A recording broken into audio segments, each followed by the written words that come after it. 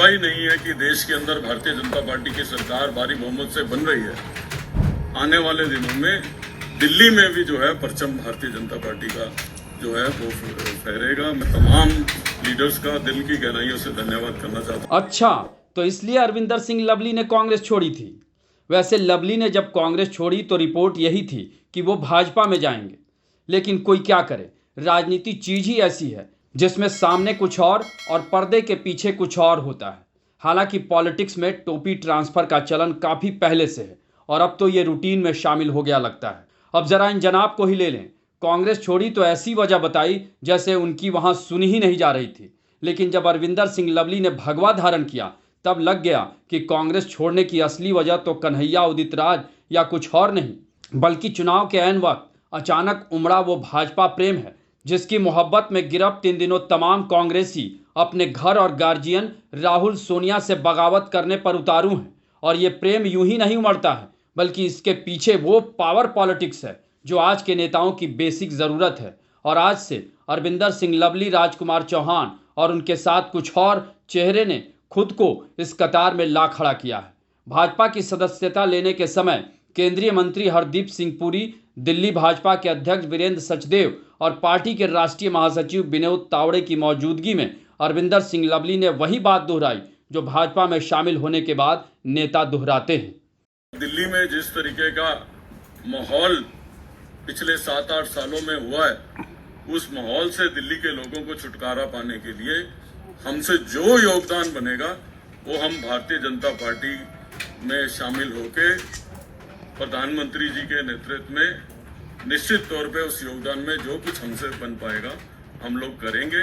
और मुझे पूरी उम्मीद है, जहां इसमें तो कोई शक शुबा ही नहीं है कि देश के अंदर भारतीय जनता पार्टी की सरकार भारी बहुमत से बन रही है, आने वाले दिनों में दिल्ली में भी जो है परचम भारतीय जनता पार्टी का जो है वो फहरेगा। मैं तमाम लीडर्स का दिल की गहराइयों से धन्यवाद करना चाहता हूँ। बहुत बहुत धन्यवाद।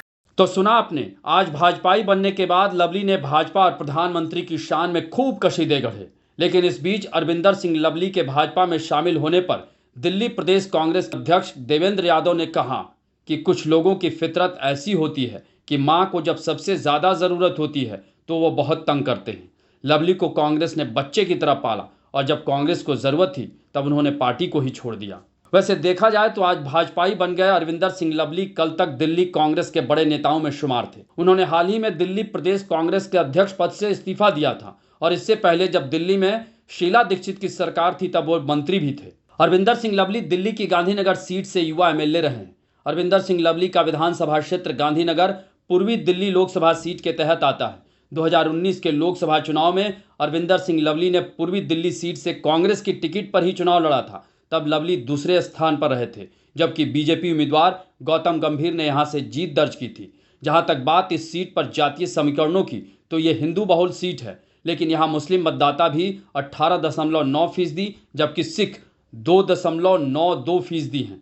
बहरहाल देखा जाए तो बीजेपी के लिए अरविंदर सिंह लवली का भाजपा में आना उसके लिए काफ़ी फायदेमंद साबित हो सकता है। और बेशक लवली भी अपने फायदे के लिए ही भाजपा में शामिल हुए हैं। यानी भाजपा में आने के बाद पार्टी लवली को क्या गिफ्ट करती है उसे देखना दिलचस्प होगा, क्योंकि जो बातें निकल कर आ रही हैं उसमें तो कुछ बड़ा खेला होने वाला है। आपको हमारी ये रिपोर्ट कैसी लगी इसे कमेंट बॉक्स में ज़रूर बताएं और ऐसी ही अन्य खबरों से अपडेट रहने के लिए बने रहें हमारे साथ, क्योंकि हम हैं बुलंद भारत टीवी, ताकत आपकी।